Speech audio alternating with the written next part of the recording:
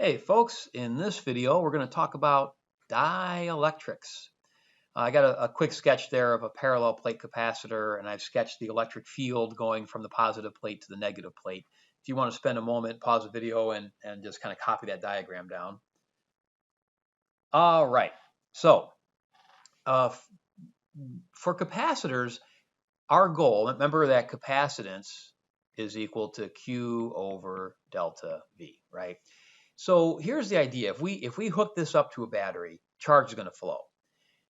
The better the capacitance, the more charge will flow. Okay. Or conversely,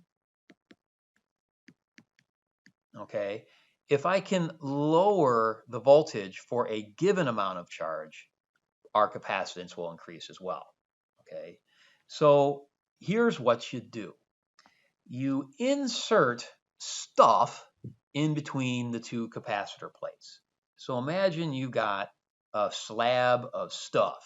Okay, now that stuff can be made of all kinds of things. So that stuff is called a dielectric. And here's the idea: you've just inserted that into the electric field. So remember, all materials made of atoms, right, or molecules.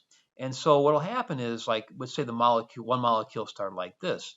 Well, it will turn in that electric field until it's oriented a little more like this. Okay.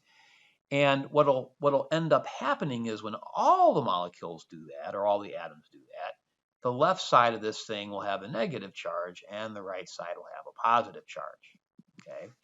Now, when that happens, the dielectric makes its own electric field pointing the opposite way of the field you put it in. So I'll call that E sub I for induced. That's an induced electric field.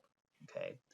Now, the original electric field, you might recall from a parallel plate capacitor, I'll call it E naught, okay, is equal to sigma over epsilon naught. Okay, so that's the electric field existing between two parallel plates of equal charge. Okay, our new induced electric field will be sigma I over epsilon naught. In other words, this will be negative sigma induced, and this will be positive sigma induced. All right. Now, on a side note, if this were a chunk of metal, sigma induced would equal sigma. These two would be equal, and the net electric field in here would be 0. Okay. However, we're not going to put a piece of metal in between two plates, and I'll explain why in a few moments here. We're going to put something that's an insulator, like porcelain or paper or cardboard or something like that. All right, now, the total electric field would be, you just subtract these two. So it'd be sigma minus sigma I over epsilon naught. So we've reduced the electric field in this region. We've taken the red minus the blue, basically, right? So here's what we say. We say the net electric field is equal to the old electric field divided by some constant. Okay, and that is a fancy looking K, and that is the dielectric constant. Now, that's a fancy looking K. It's like cursive looking, and I'll keep trying to draw it that way. So it's not like K like 9 times 10 to the 9th K. It's not that K. This is different for different materials, okay? But here's what we're saying. We're saying, hey, we just reduced the electric field, okay, between the two plates. Now notice, we have not changed the charge on the plates, have we? So what we've done is we've reduced the electric field. Now, remembering that change in voltage is equal to E times D in this case, D being how far apart the plates are, right? If this went down, so did that. In other words, our new voltage is equal to whatever our old voltage was divided by this dielectric constant, okay? So what we've done is we've reduced the voltage it takes to hold this charge in place on the plates. Therefore, we just increased our capacitance. Now, how much did we increase our capacitance? Well, that's pretty easy to figure out. Capacitance, the original capacitance was Q naught over change in voltage naught. Okay. Well, the new capacitance, well, it's the same charge, right? We didn't change how much charge is on that plate. We never touched that. But our delta V is now new. It's delta V naught over the dielectric constant. And if you rearrange that, you get the dielectric constant times Q naught over delta V naught. So this was the original capacitance, and we take that times the dielectric constant to get the new capacitance. So the new capacitance is equal to the dielectric constant times the old capacitance. And that's probably the most important thing to get out of all that, is how does the capacitance change when you insert this dielectric, okay? Now, we're going to do an example with this, okay? So, and dielectrics actually have two properties, okay? So one is they increase the capacitance because they reduce the electric field in here, okay? But secondly, remember what a capacitor's main role is. So let's say you have two conductors and you hook this up to a battery, right? Okay, so like so, okay.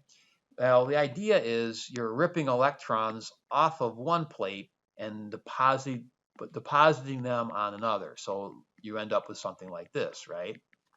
Well, if you make this voltage too high, okay, too many electrons will deposit onto this plate and they'll literally start to spark across the air gap to the other plate. This is bad, okay?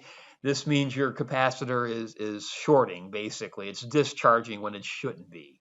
You don't ever want electrons or charges to go through the gap between the two plates, okay?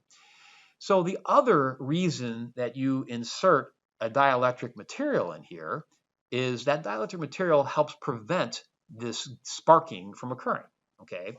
So if you look in your textbook, and in your textbook, there'll be a chart of dielectrics.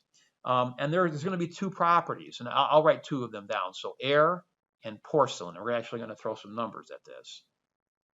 So air and porcelain. So there is a dielectric constant. Now for air, it's roughly 1. It says in the textbook, I don't remember exact number, but it's like 1.0000 something or whatever, basically 1. For porcelain, it says about 6, okay? So just inserting porcelain into the capacitor makes it 6 times better at storing charge. But there's also a dielectric strength. And if you look at the units, I'll write these down. For air, it's 3 times 10 to the 6th volts per meter. For porcelain, it's 12 times 10 to the 6th volts per meter. So what that means is this electric field in between these plates, if you have porcelain there, that electric field can be 4 times bigger before you get these electrons sparking across your plate. 12 is 4 times bigger than 3. So the idea is that porcelain makes it harder for electrons to spark across the plate, okay? So let's say you got the following situation, okay? And we'll use air and porcelain for our example. So let's say you have a parallel plate capacitor and you attach it to a battery which has a certain specific voltage, like so, okay? And let's say the plates have a distance d between them and they each have an area a, okay? You might recall, hopefully, that the capacitance of a parallel plate capacitor is epsilon naught A over D. Okay, now we're going to call that C naught. That's our starting capacitance, okay? And we're given a voltage. We'll call it V. So maybe it's a 10-volt battery or something, okay? So we're going to do a before. And before, after I charge this up, we have C naught, okay? So the capacitance is C naught, which is our epsilon naught A over D. Our voltage is V, okay? Our charge would be CV, so it would be epsilon naught A V over D, right? And our potential energy, you have a couple choices here. You can use 1/2 QV, or you can use 1/2 CV squared, or you can use Q squared over 2C, okay? I'm going to not choose one just yet because we're going to talk about which one would be the best to use to compare, okay? And then we're going to have an after. Now, after what, you might ask? Well, here's what we're going to do. We're going to insert a porcelain dielectric that fills this entire region, okay? And I want to know, while I'm still hooked up to the battery, okay, while we're still hooked up to the battery, as I insert this porcelain, how do these things change? Okay, well, our new capacitance is just going to be the dielectric constant times the old. So it's going to be 6 C naught, right? It's 6 times bigger. So this would be 6 C naught. What happens to voltage? Nothing. You're attached to the same battery. Your voltage doesn't change. As a matter of fact, what I typically do when I do these problems, I look to see what ain't going to change first. Well, I'm hooked up to the same battery the entire time I'm doing this, so the voltage will stay the same the entire time I'm doing this. So voltage remains unchanged. How about charge? Well, charge is equal to CV, right? Okay. We didn't change the voltage, but we changed the capacitance. It's 6 times bigger than the old. So this is 6 C naught V. So it's 6 times the original Q naught. So this was Q naught here. The new charge will be 6 times bigger. Now, by the way, where does that charge come from? So here's what happens. This is really interesting. And it'd be really cool to see this on a microscopic level. But as you shove the dielectric in here, you are literally making more electrons fly off of this plate and go through the battery. So at first, before you move the porcelain, maybe you had, this much charge, right? As you shove the porcelain in, you literally push more electrons off of that positive plate and onto the left negative plate. Okay, so by you moving your hand, you're actually doing work. Okay, and you are pushing electrons from one plate to the other, which is kind of cool to think about. Okay, now if we call this U naught, the original energy, what's our final energy? Okay, well, I'm going to use this version of the potential energy equation, 1/2 CV squared. The reason I'm doing that is V don't change, right? So I don't have to worry about that. C got 6 times bigger. So if C got 6 times bigger, U gets 6 times bigger. So this becomes 6 U naught. Okay, so we have 6 times the energy that we started with. And by the way, if they ask how much work you did, that's U final minus U initial, so which is 6 U naught minus U naught, which would be 5 U naught. Okay, that's how much work you did to push that porcelain in there. So on a final note, by the way, that porcelain doesn't want to go in there. You have to push it into there. You have to literally do a force times the distance. You got to do work to push that porcelain in between those plates. Okay, and the work you did is equal to this, and you can calculate that if you had all these values for C naught and for V. Okay. All right. So that's some of the advantages to having a dielectric between the parallel plates of a capacitor. And by the way, I'll make one more important note here. When capacitors are manufactured, it's really important to have a dielectric between them. Because typically what you do is you do a piece of metal and a piece of metal, okay? And then you do a dielectric and a dielectric. And then you take this whole thing and you roll it up like a roll of toilet paper, all right? So it's like a sandwich. And if you ever see a capacitor, it looks kind of like a cylinder with usually 2 wires sticking out of it. So that's what a capacitor looks like. If you were to break this apart, what you would see is this toilet paper looking roll of metal and dielectric sandwiched together. Okay, so it makes it real easy by doing this, by adding this dielectric, it makes it really easy to manufacture capacitors.